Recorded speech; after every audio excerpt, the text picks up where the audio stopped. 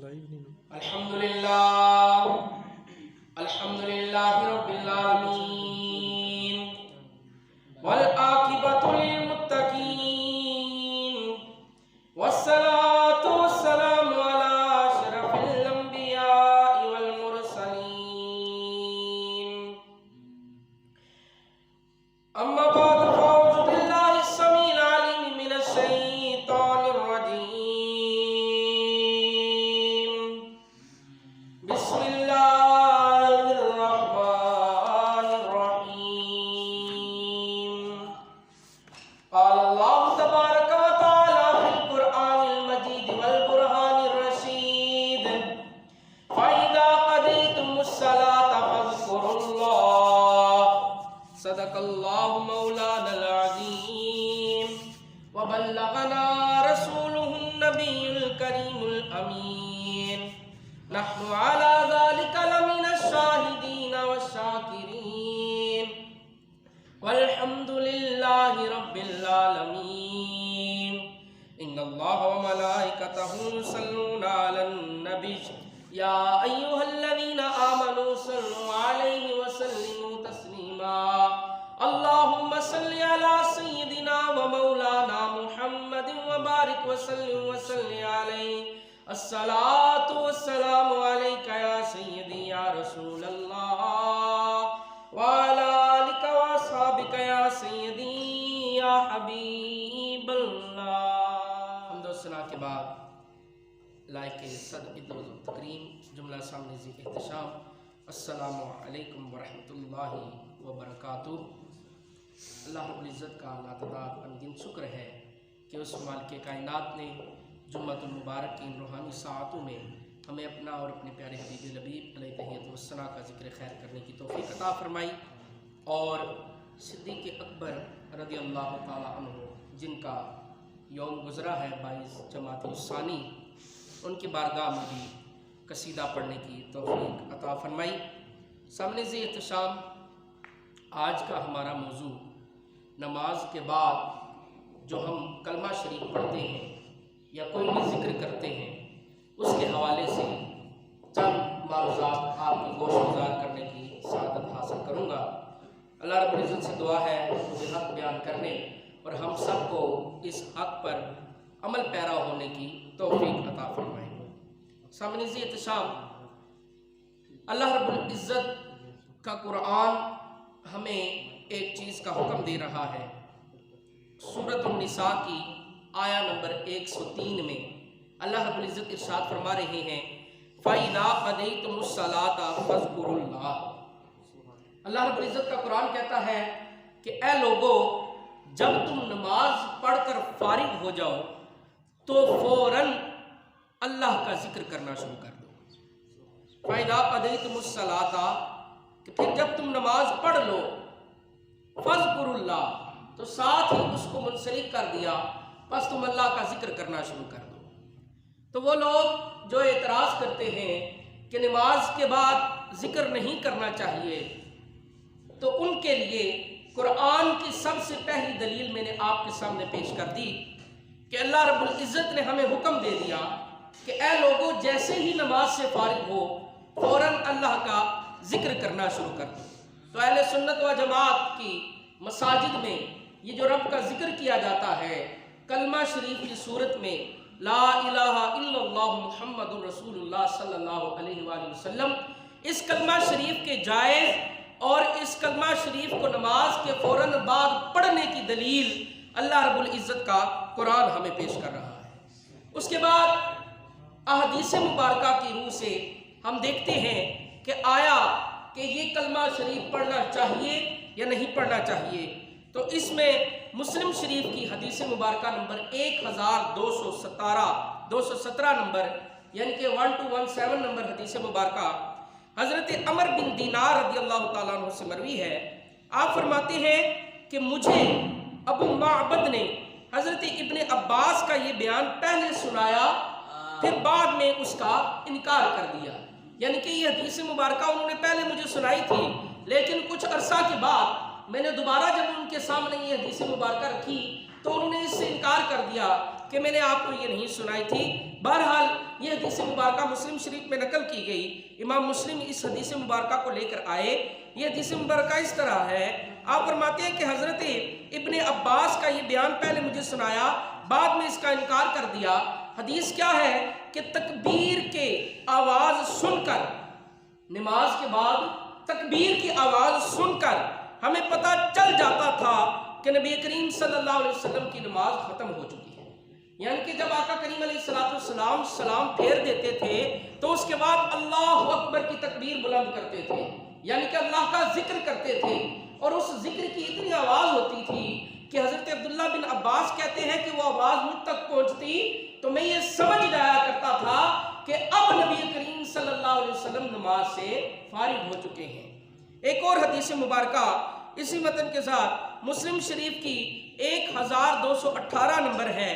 آپ ارشاد فرماتے ہیں، آپ ہی سے روایت ہے کہ ہمیں صرف تکبیر کی آواز سے پتہ چل جایا کرتا تھا کہ نبی کریم صلی اللہ علیہ وآلہ وسلم نماز کو مکمل کر چکے ہیں۔ یعنی کہ جب بھی آقا کریم علیہ السلام نماز مکمل کرتے تو نماز مکمل کرنے کے فوراً بعد آقا کریم علیہ السلام اللہ کے ذکر کے طور پر کوئی تکبیر کہا کرتے تھے، کوئی آواز بلند کیا کرتے تھے، اور کیا کرتے تھے یہ تو اس کے آگے چل کے ہے، لیکن سب سے پہلے جو ہمارے پاس جو دلیل آئی ہے وہ دلیل یہ ہے کہ نماز کے فوراً بعد اللہ کا ذکر کرنا جائز ہے۔ یہ کوئی بدعت نہیں، یہ کوئی سنیوں کا طریقہ نہیں، بلکہ یہ اللہ کا حکم ہے، اور اس حکم پر میرے مصطفیٰ کریم علیہ السلام بھی عمل کرتے رہے ہیں۔ اب ایک اعتراض، بعض لوگ کہتے ہیں کہ ذکر تو کرنا چاہیے لیکن بلند آواز سے ذکر کرنا کہیں ثابت نہیں ہے، یعنی کہ ذکر تو کرو لیکن اونچی آواز سے نہ کرو۔ تو اس کی دلیل اگر عقل اور شعور سے دیکھا جائے تو ہمیں یہ معلوم ہوتا ہے، جیسا کہ پہلے حدیث مبارکہ میں نے آپ کے سامنے رکھی کہ حضرت ابن عباس کہتے تھے کہ آقا کریم علیہ السلام نماز کے بعد ایک تکبیر کہتے تھے، اس تکبیر کی آواز سے ہمیں پتہ چل جاتا تھا کہ آقا کریم علیہ السلام نماز ختم کر چکے ہیں۔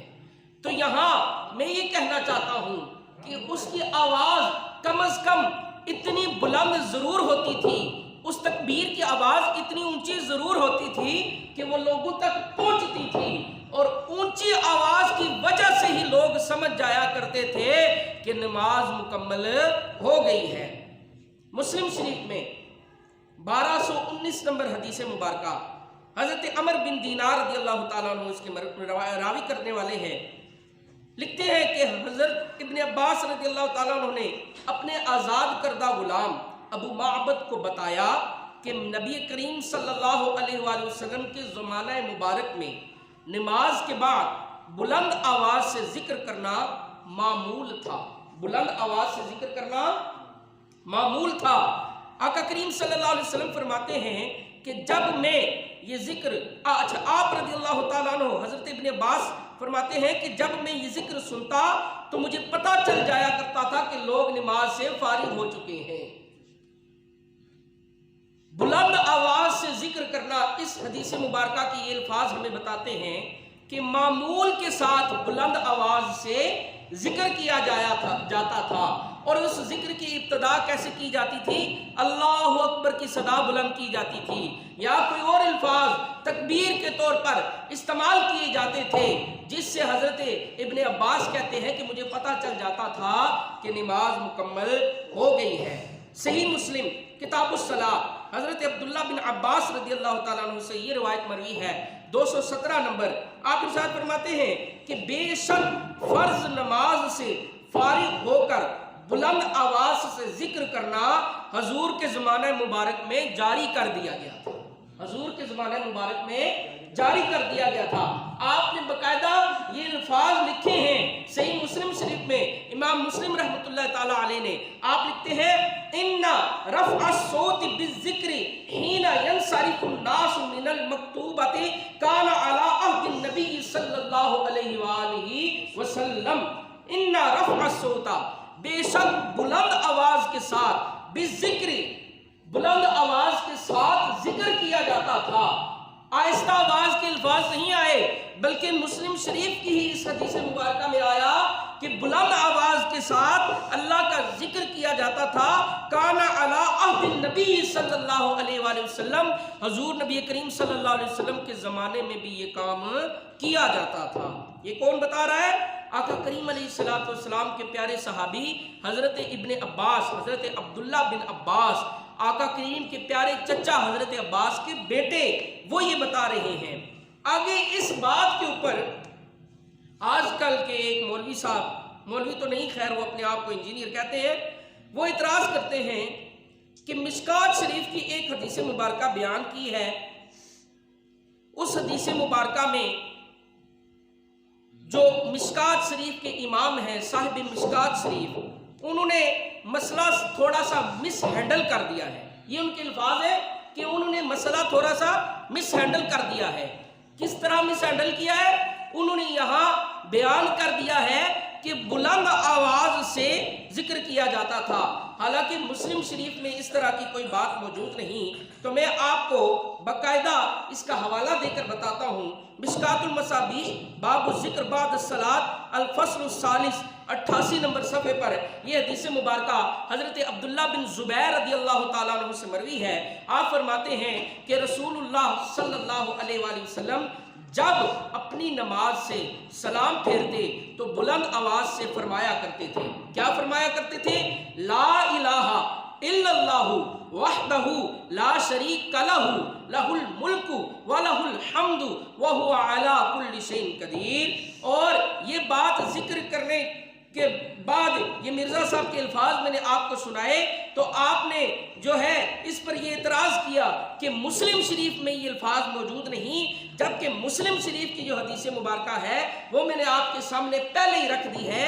آقا کریم علیہ السلام کا ارشاد ہے ان رفع الصوت بالذکر، کہ وہ جو ذکر ہوا کرتا تھا وہ آہستہ آواز سے نہیں بلکہ بلند آواز سے کیا جاتا تھا۔ آہستہ آواز سے نہیں بلکہ بلند آواز سے۔ نماز کے بعد جو اللہ کا ذکر ہے اس کو بلند آواز سے کرنا یہ صحابہ کی سنت تھی، اور اسی طرح نبی کریم صلی اللہ علیہ وآلہ وسلم بھی اللہ کا ذکر کیا کرتے تھے۔ مسلم شریف میں بھی یہ حدیث مبارکہ موجود، مشکات شریف میں بھی یہ حدیث مبارکہ موجود۔ اور میں اعتراض کے طور پر آپ کو یہ کہنا چاہتا ہوں کہ جو حدیث مبارکہ یہاں مشکات شریف میں امام مشکات نے بیان کی ہے، انہوں نے امام مسلم علیہ رحمہ سے حدیث مبارکہ لی ہے، اور واقعی ہی اس حدیث مبارکہ میں یہ الفاظ موجود نہیں ہے کہ بلند آواز سے ذکر کیا جائے۔ تو میں یہ بات تو مانتا ہوں کہ بلند آواز سے ذکر کرنے کا بیان موجود نہیں ہے، لیکن یہ کہاں لکھا ہوا ہے کہ آہستہ آواز سے ذکر کیا جائے؟ یہ بھی تو ایک سوال ہے۔ تو اس سوال کا جواب میں آپ سے طلب کرنا چاہتا ہوں کہ کیا آہستہ آواز میں ذکر کرنا بھی کہیں لکھا ہوا ہے؟ تو وہاں صرف مطلق ذکر کرنا لکھا ہے، نہ یہ لکھا گیا کہ آقا کریم علیہ السلام آہستہ آواز میں ذکر کرتے تھے، نہ ہی یہ کہا گیا کہ نبی کریم صلی اللہ علیہ وسلم بلند آواز میں ذکر کیا کرتے تھے، بلکہ بلند آواز کی جو حدیث مبارکہ ہے وہ اس کے علاوہ ذکر کی گئی ہے۔ اور ابو داؤد شریف میں بھی ایک حدیث مبارکہ آئی، حضرت عمر بن دینار رضی اللہ تعالیٰ عنہ سے مروی، 1387 نمبر حدیث مبارکہ آپ سے مروی ہے کہ حضرت جابر بن عبداللہ رضی اللہ تعالیٰ عنہ سے آپ روایت کرتے ہیں، فرماتے ہیں کہ لوگوں نے قبرستان میں روشنی دیکھی۔ لوگوں نے قبرستان میں کیا دیکھا؟ روشنی دیکھی۔ تو وہاں کی طرف چل پڑے۔ کیا دیکھتے ہیں کہ نبی کریم صلی اللہ علیہ وآلہ وسلم ایک قبر میں کھڑے ہیں۔ نبی کریم صلی اللہ علیہ وسلم ایک قبر میں کھڑے ہیں اور فرما رہے ہیں کہ اپنا ساتھی مجھے پکڑا دو، یعنی کہ اے قبر تیرے اندر جو یہ آنے والا ہے اس کو میرے حوالے کر دے۔ کیوں؟ آگے ارشاد فرمایا کیونکہ وہ ایک ایسا شخص ہے جو بلند آواز سے اللہ کا ذکر کیا کرتا تھا، جو بلند آواز سے اللہ کا ذکر کیا کرتا تھا۔ آقا کریم علیہ السلام ایک قبرستان میں جاتے ہیں، قبر میں کھڑے ہو کر اس قبر سے مخاطب ہو کر کہتے ہیں اے قبر تو نے اس کا حساب کتاب نہیں کرنا، یہ میرا بندہ ہے، اس کو میرے حوالے کر دے، کیونکہ یہ میرے رب کا ذکر بلند آواز سے کیا کرتا تھا، رب کا ذکر بلند آواز سے کیا کرتا تھا۔ اور ایک اور حدیث مبارکہ میں آتا ہے کہ نبی کریم صلی اللہ علیہ وآلہ وسلم ایک رات کو حضرت ابو بکر صدیق رضی اللہ تعالیٰ عنہ کے گھر کے باہر سے گزرے تو آپ نے دیکھا کہ حضرت ابو بکر صدیق اللہ کا ذکر کر رہے ہیں، لیکن بہت آہستہ آواز میں کر رہے ہیں۔ تھوڑے سے آگے گئے، آگے حضرت عمر فاروق رضی اللہ تعالیٰ عنہ کا گھر آیا، آپ وہاں سے گزرے تو آپ نے دیکھا حضرت عمر فاروق رضی اللہ تعالیٰ عنہ بلند آواز سے رب کا ذکر کر رہے ہیں۔ صبح ہی آقا کریم علیہ السلام نے حضرت ابو بکر صدیق رضی اللہ تعالیٰ عنہ سے پوچھا، اے ابو بکر، میں رات کو تمہارے گھر کے قریب سے گزرا تھا، میں نے دیکھا تم بہت آہستہ آواز میں ذکر کر رہے تھے، اس کی وجہ کیا تھی؟ تو حضرت ابو بکر صدیق رضی اللہ تعالیٰ عنہ نے جواب دیا، اے رسول کریم صلی اللہ علیہ وآلہ وسلم، میں جس ذات کا ذکر آہستہ آواز میں کر رہا تھا وہ میری آہستہ آواز کو بھی سن لیتا ہے، وہ میری آہستہ آواز کو بھی سن لیتا ہے، اس لیے میں اس کا ذکر آہستہ آواز میں کر رہا تھا۔ حضرت عمر فاروق دربار نبوی میں حاضر ہوئے، آقا کریم علیہ السلام نے پوچھا، اے عمر فاروق، میں رات کو آپ کے گھر کے باہر سے گزرا، میں نے دیکھا کہ آپ رب کا ذکر کر رہے تھے، بہت ہی اونچی آواز میں رب کو پکار رہے تھے۔ تو آقا کریم علیہ السلام نے پوچھا، اے عمر، کیا وجہ تھی کہ تم اتنی بلند آواز سے اپنے رب کا ذکر کر رہے تھے؟ تو حضرت عمر فاروق رضی اللہ تعالیٰ عنہ نے ارشاد فرمایا، اے نبی کریم صلی اللہ علیہ وسلم، میں اپنے رب کو اس کا ذکر سنا رہا تھا اور بلند آواز سے اس لیے پڑھ رہا تھا کہ تاکہ شیطان مجھ سے دور بھاگ جائے، تاکہ شیطان مجھ سے دور بھاگ جائے، کیونکہ شیطان کے کانوں میں جب تک رب کے ذکر کی آواز پڑتی رہتی ہے وہ اتنا ہی دور بھاگتا رہتا ہے۔ آقا کریم علیہ السلام نے دونوں کی باتوں کو سنی اور دونوں کی باتوں کو سن کر مسکرانا شروع کر دیا۔ ذکر آہستہ دل میں کرنے سے بھی اللہ راضی ہوتا ہے اور بلند آواز سے کرنے سے بھی رب کی رضا حاصل ہو جاتی ہے۔ لہٰذا اس بات پر اعتراض کرنا کہ نماز کے بعد ہم کلمہ شریف بلند آواز سے پڑھنا شروع کر دیتے ہیں، یہ تو کہیں نہیں لکھا جی، یہ بدعت ہے، یہ سنیوں نے کیا شروع کر دیا ہے، تو اس طرح کی کوئی بات نہیں ہے۔ اللہ رب العزت کا قرآن کہتا ہے، فَإِذَا قَضَيْتُمُ الصَّلَاةَ فَاذْكُرُوا اللَّهَ، جیسے ہی تم نماز سے فارغ ہو فوراً اپنے رب کا ذکر کرنا شروع کر دیا کرو، فوراً اپنے رب کا ذکر کرنا شروع کر دیا کرو۔ اب بہت ساری احادیث مبارکہ میں یہ آیا ہے کہ جیسے ہی نماز مکمل ہوتی آقا کریم علیہ السلام تکبیر بلند کرتے، کیا کرتے؟ تکبیر، یعنی کہ اللہ اکبر کہتے۔ تو یہ بھی تو اللہ کا ذکر ہے۔ اب اعتراض کرنے والے اپنی طرف سے نہ جانے کس کس قسم کے اعتراض کرتے ہیں۔ پہلے بات یہ تھی کہ تم نے ذکر نہیں کرنا، جب ذکر کرنا ثابت ہو گیا تو پھر یہ اعتراض کر دیا کہ تم نے اونچی آواز سے ذکر نہیں کرنا، جب اونچی آواز سے ذکر کرنا ثابت ہو گیا تو پھر یہ اعتراض کر دیا کہ تم نے کلمے کا ذکر نہیں کرنا اور چاہے جو مرضی کہتے رہو، کیونکہ حدیث مبارکہ میں تو یہ آیا ہے کہ نبی کریم صلی اللہ علیہ وسلم صرف اللہ اکبر اونچی آواز سے کہتے تھے۔ اللہ کا ذکر چاہے جو بھی ہو، وہ اللہ اکبر ہو، وہ سبحان اللہ ہو، وہ الحمدللہ ہو، وہ لا الہ الا اللہ محمد الرسول اللہ ہو، وہ لا حول ولا قوت الا باللہ ہو، کوئی بھی ذکر ہو، ہم اللہ کا ذکر نماز کے فوراً بعد کر سکتے ہیں۔ اس کی دلیل کے طور پر میں سنن نسائی کی حدیث مبارکہ آپ کے سامنے رکھتا ہوں۔ 1343 نمبر حدیث مبارکہ حضرت ابو الزبیر رضی اللہ تعالیٰ عنہ سے مروی ہے کہ جناب حضرت عبداللہ بن زبیر جو کہ آقا کریم علیہ السلام کے صحابی ہیں، نماز کے بعد تحلیل اس طرح کرتے تھے۔ تحلیل کا مطلب ہے ذکر کرنا، اللہ کی توحید بیان کرنا، حمد بیان کرنا، اللہ کا ذکر کرنا۔ تحلیل اس طرح بیان کرتے تھے۔ آگے انہوں نے بہت لمبے الفاظ لکھے ہیں۔ آپ کہتے ہیں کہ آقا کریم علیہ السلام کی پیاری صحابی حضرت عبداللہ کہا کرتے تھے، لا الہ الا اللہ وحدہ لا شریک لہ لہ الملک ولہ الحمد وہو علی کل شیء قدیر۔ پھر فرمایا لا الہ الا اللہ ولا نعبد الا ایاہ لہ النعمت ولہ الفضل ولہ الثناء الحسن لا الہ الا اللہ مخلصین لہ الدین ولو کرہ الکافرون۔ یہ ساری کی ساری عبارت آپ نے پڑھی، یہ مختلف ذکر انہوں نے ہمیں بتائی کہ آقا کریم علیہ السلام جب نماز سے فارغ ہو جاتے تو اللہ کا ذکر یہ ذکر کیا کرتے تھے۔ اب یہ جو میں نے آپ کو باتیں بتائی ہیں ان میں 3 دفعہ پہلا کلمہ گزرا ہے، لا الہ الا اللہ، یہ 3 دفعہ گزرا ہے۔ تو ہم اسی سے اخذ کرتے ہوئے 3 مرتبہ اللہ رب العزت کا پیارا کلمہ جو کہ پہلا کلمہ ہے اس کو پڑھتے ہیں تاکہ اس حدیث مبارکہ پر عمل ہو جائے۔ اور وہ لوگ جو اعتراض کرتے ہیں کہ نہیں جی کلمہ نہیں پڑھنا، باقی جو مرضی پڑھتے رہو، تو ان کے لیے یہ جواب ہے کہ حدیث مبارکہ سے یہ کلمہ ثابت ہے، اس لیے ہم کلمہ اونچی آواز سے نماز کے بعد پڑھتے ہیں۔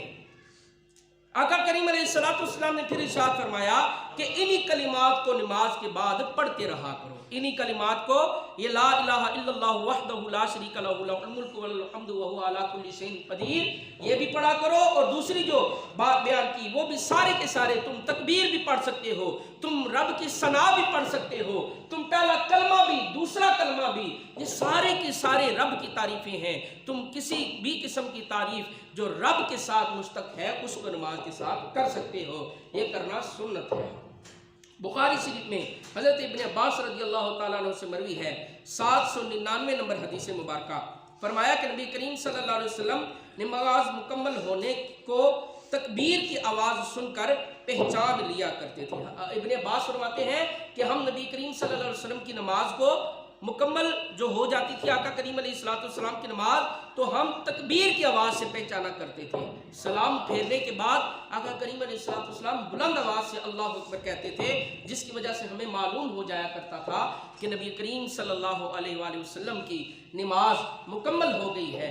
تو اللہ رب العزت سے دعا ہے کہ اے باری تعالیٰ ہمیں ان فتنوں سے دور رہتے ہوئے کما حقہ دین پر عمل کرنے کی توفیق عطا فرمائے، کیونکہ یہ لوگ ہمارے کلمے پر بھی ڈاکہ ڈال رہے ہیں، کبھی ہمارے درود و سلام پر ڈاکہ ڈالتے ہیں، کبھی ہمیں کہتے ہیں کہ تم نے سنتیں نہیں پڑھنی، کبھی ہمیں کہتے ہیں کہ تم نے 11ویں میں 12ویں میں میلاد میں اور فلاں کسی محفل میں نہیں جانا۔ مجھے بتائیے جب ہم کلمہ بھی نہیں پڑھیں گے، جب ہم درود بھی نہیں پڑھیں گے، جب ہم محفلوں میں بھی نہیں جائیں گے، جب ہم رب کا ذکر بھی نہیں کریں گے، تو پھر ہمیں دین حاصل کیسے ہوگا؟ ہم دین کو سیکھیں گے کیسے؟ کوئی طریقہ تو بتا دو۔ اسلام کے 5 اراکین ہیں جن میں سے سب سے پہلا رکن لا الہ الا اللہ محمد رسول اللہ ہے۔ اگر ہم پہلے رکن کو ہی ادا نہیں کریں گے تو باقی اراکین کو ادا کرنے کا کیا فائدہ ہوگا؟ لہٰذا اپنے آپ کو دین سے دور کرنے والوں کے ساتھ نہ جڑیے، بلکہ ان لوگوں کے ساتھ جڑیے جو ہر وقت اللہ اور اس کے رسول کی پیار اور محبت کی باتیں آپ کو سکھاتے ہیں۔ ایک اور موضوع جو آج میں لے کر آیا ہوں وہ نبی کریم صلی اللہ علیہ وآلہ وسلم کا جب نام نبی ہمارے سامنے بولا جاتا ہے محمد صلی اللہ علیہ وآلہ وسلم، تو ہم اپنے ان دونوں انگوٹھوں کو چوم کر آنکھوں کے ساتھ لگاتے ہیں۔ اب اس کے اوپر بھی اعتراض ہوتا ہے جی کہ یہ کرنا بھی بدعت ہے، یہ کرنا بھی ناجائز ہے، یہ اپنے پاس سے لوگوں نے باتیں بنا لی۔ اس کے بارے میں ویسے میں آپ کو یہ بتا دوں کہ یہ نہ تو فرائض میں شامل ہے، نہ ہی یہ واجبات میں شامل ہے، اور نہ ہی یہ سنت میں آتا ہے، بلکہ یہ ایک مستحب عمل ہے۔ مستحب عمل ہے، آداب مصطفیٰ میں آتا ہے۔ کس چیز میں آتا ہے؟ آداب مصطفیٰ میں آتا ہے۔ ہم اگر اپنے استاد کے سامنے جائیں تو ہم سر کو جھکا کر کھڑے ہو جاتے ہیں، یہ کس میں آتا ہے؟ آداب مصطفیٰ میں آتا ہے۔ اگر ہمارے والدین ہمیں کچھ کہیں تو ہم خاموشی سے اس کو تسلیم کر لیں تو یہ آداب والدین میں آتا ہے۔ آداب اساتذہ اور آداب والدین میں نے آپ کو بتائے۔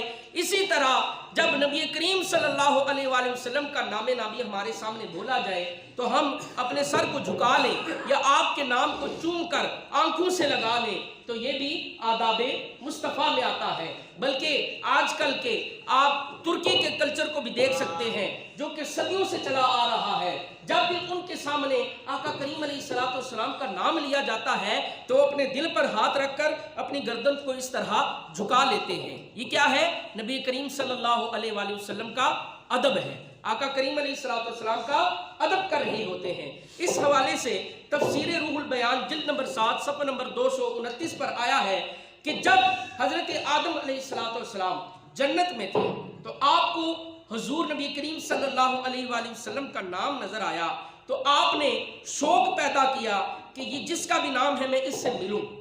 بس اللہ تعالیٰ نے آپ کی طرف وحی کی کہ وہ جو آپ جن کے بارے میں سوچ رہے ہیں وہ نبی آپ کی نسل میں سے آئیں گے اور آپ کے آخری زمانے میں ان کو نازل کیا جائے گا.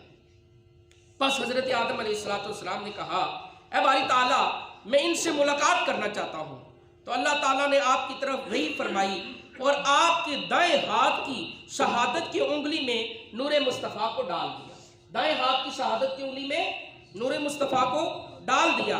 بس آپ نے اس نور پاک کی پاکی بیان کی اور بیان کیا کہ اللہ تعالیٰ نے اپنے حبیب کے جمال کو یعنی کہ نور مصطفیٰ کو آپ کی انگلی میں ڈالا گیا. اور ایک روایت میں آیا کہ آقا کریم علیہ السلام کا جو حسن و جمال تھا اس کو آپ کے انگوٹھوں کے ناخنوں میں ظاہر کر دیا گیا آئینے کی طرح. تو جب حضرت آدم علیہ السلام نے جمال مصطفیٰ کو دیکھا تو انہوں نے اپنے ان ناخنوں کو چوم کر اپنی آنکھوں سے لگا لیا. ان ناخنوں کو چوم کر اپنی آنکھوں سے لگا لیا.